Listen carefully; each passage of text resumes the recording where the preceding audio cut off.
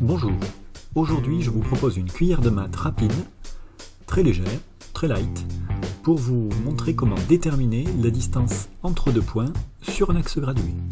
C'est parti. On va commencer par envisager quelques situations sur GeoGebra, puis on se retrouve pour effectuer un bilan. Voyons quelques exemples pour déterminer la distance qui sépare deux points à l'aide de leurs abscisses, lorsque ces points sont placés sur une droite graduée. Commençons par l'exemple suivant où nous avons deux points, l'un d'abscisse 2, l'autre d'abscisse 5. Le petit chaperon rouge doit aller de A vers B pour déterminer la distance entre A et B.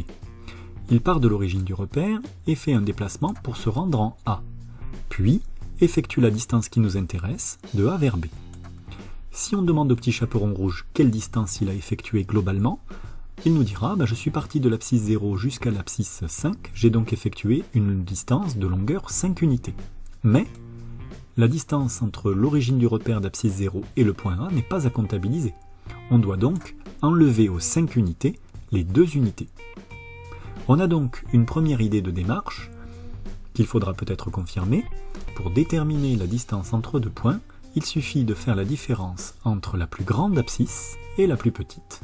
Car en effet, si on effectue le calcul 5 moins 2, on obtient bien 3 unités, les 3 unités qui séparent A de B. Considérons maintenant l'exemple suivant, c'est-à-dire le point A n'est plus d'abscisse 2 mais d'abscisse moins 3. Ça nous permet de regarder une situation où on a des points d'abscisse de signes différents. Si le chaperon rouge doit aller de A vers B, est-ce que la méthode que nous avons mise à jour fonctionne encore dans ce cas-là? C'est-à-dire, est-ce qu'il suffit d'effectuer la différence entre la plus grande abscisse et la plus petite? La plus grande abscisse c'est 5, puisque le nombre est positif, et que l'abscisse du point A est négative, moins 3.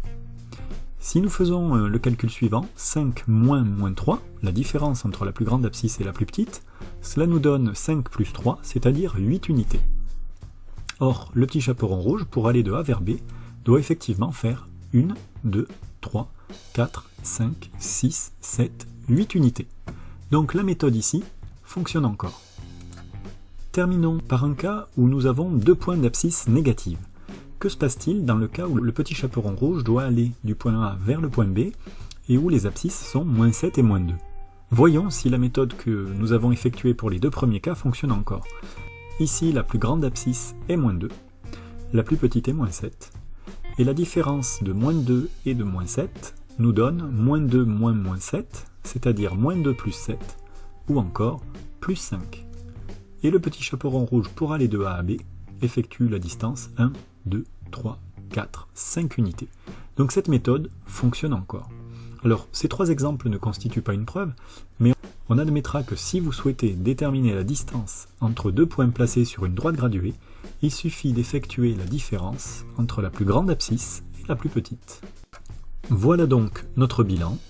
Pour déterminer la distance entre deux points sur une droite graduée, il suffit d'effectuer la différence entre la plus grande abscisse et la plus petite abscisse de ces deux points.